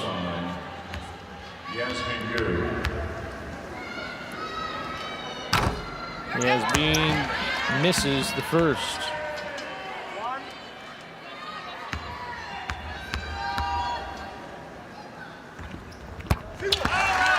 Second is good. 10-point lead, and the desperation heave is no good. The Lady Seawolves win by the final score 69-59 over the Lady Hawks of Maryland Eastern Shore. We'll step aside. We'll come back here to the Alaska Airlines Center and wrap it up. Seawolves advancing to the GCI Great Alaska Shootout Championship game.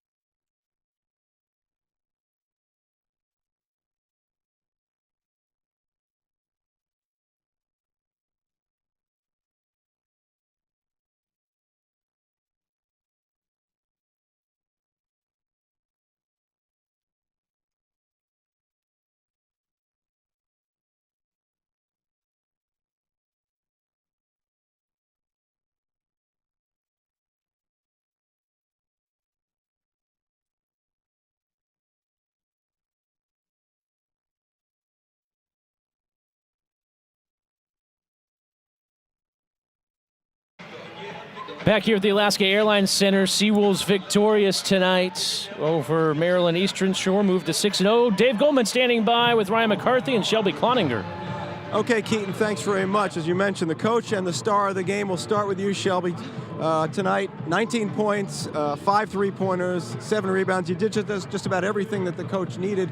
It started to turn there midway through that second quarter. It was a slow start. What got things going? Honestly, I would say our whole team. We have great bench energy, and we just feed off of that. It seemed that they had you in the corner quite a bit there in that first quarter, and then it just loosened up and got easy. Was it a matter of this team just playing the kind of basketball that you know you're capable of playing? Honestly, I owe that to my teammates too. That we're really good at finding the open man. You know, we struggled kind of with our zone offense, but I think that we focus on reversing the ball and finding the open man. And now you're back in that same position that you were last year. You have a chance to take this shootout, and another tough customer coming tomorrow with Tulsa. What do you know about them? Nothing. Good enough there. There's time to watch there. We're going to focus on that tomorrow. That's it. All right. Good job. Well done. Thank you. And we'll see you back out here Yeah. in a couple of days. Well done, Shelby. Thank you. All right. So, Coach, they're going to enjoy this one.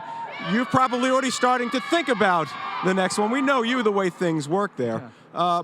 Again, it seemed to take a while with this team, and then the spark just hit. What was it tonight? It was just staying confident in our shots. We had a lot of just missed layups there in the first half where I thought we did a good job executing. We just weren't finishing off plays. I thought our effort was really good, but once we started hitting shots, it became a lot easier for us. You got up to number 2 in the country today, and obviously I know this team takes a lot of pride in that, not just here in Alaska, but throughout the nation. And this is a week that this team takes a lot of pride in as well, because you can show the rest of the country that you can play not only against Division II, but also Division I competition as well. Yeah, the big thing for us is to protect our home court. And when the girls got together in the preseason, one of their goals was to stay undefeated at home and win the Great Alaska Shootout. So we're one step closer to each one of those. And I know that means a lot to you, especially since this is the final year of this thing, to have a chance to close this thing out. What would that mean to you if you're able to get that victory on Thursday with Tulsa? Oh man, it would mean the world. That's always been a goal of mine, as a coach and growing up as a kid, watching the Seawolves. Man, to be able to take home the big gold pan. We got plenty of little ones. We want a big one though. All right, Coach, thanks very much. Enjoy this one for about another 10 seconds, and I know you'll be watching some film too. Yeah, thank you. All right, thanks very much. All right, so Ryan McCarthy and Shelby CLONINGER. Meantime, Idaho, you can see it's a continuous thing, folks. 24/7 basketball here. UAA wins it tonight. Thinking about Thursday, more basketball. Let's get off the court before we end up on YouTube. Keaton? Well, Dave, great job tonight. That's going to do it for our broadcast here tonight from the Alaska Airlines Center. Seawolves victorious, 69-59. From our broadcast partner, Jordan Martin, I'm Keaton Homer, and also for Dave Goldman and everybody in the truck tonight. We'll see you tomorrow here on Channel 907. Tips off at noon. Cal Poly and College of Charleston, the men's slate of the 2017 GCI Great Alaska Shootout. Good night, everybody.